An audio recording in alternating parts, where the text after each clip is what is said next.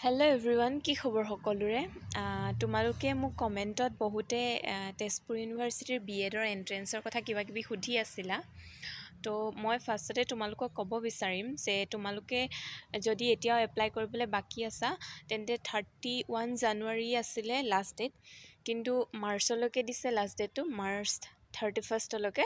তো তোমালোকে এতিয়া এপ্লাই কৰি ল'ব পাৰিবা, কিন্তু এপ্লাই কৰোঁতে যিহেতু 1000 ৰুপিজ লাগে আৰু এতিয়া কিন্তু তোমালোকে মানে লেট হোৱাৰ কাৰণে 200 এটা বেছি দিব লাগিব।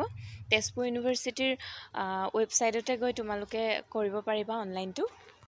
আৰু ইয়াতে মানে দুটা টাইপৰ BEdৰ কাৰণে দিব পাৰা। এটা তোমালোকে যোনটো গ্ৰেজুৱেশ্যন কৰি পেলাই দিয়া BEdটো, যোনটোত 2 বছৰীয়া ক'ৰ্ছ হয়, আৰু আনটো তোমালোকে ইণ্টিগ্ৰেটেড BEd, মানে সেইটোত 4 বছৰীয়া হয় আৰু ক্লাছ 12 পাছ কৰি পেলাই সেইটোত এডমিশ্যন ল'ব পাৰা।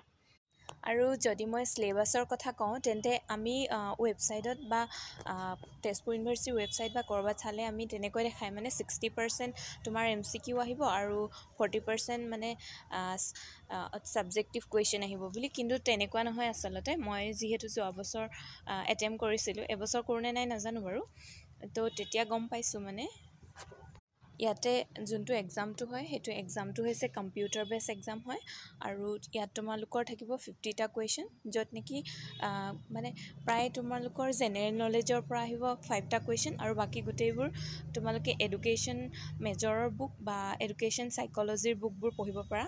নহ'লে ডিব্ৰুগড় ইউনিভাৰ্চিটিৰ BEd এণ্ট্ৰেঞ্চ এক্সাম বুলি এখন বুক আছে, সেইখনো পঢ়িব পাৰা। মই যিমানখিনি জানো সেয়া তোমালোকক জনাবলৈ চেষ্টা কৰিছোঁ। বাকী আৰু কিবা জানিব থাকিলে কমেণ্ট দিবা। ধন্যবাদ।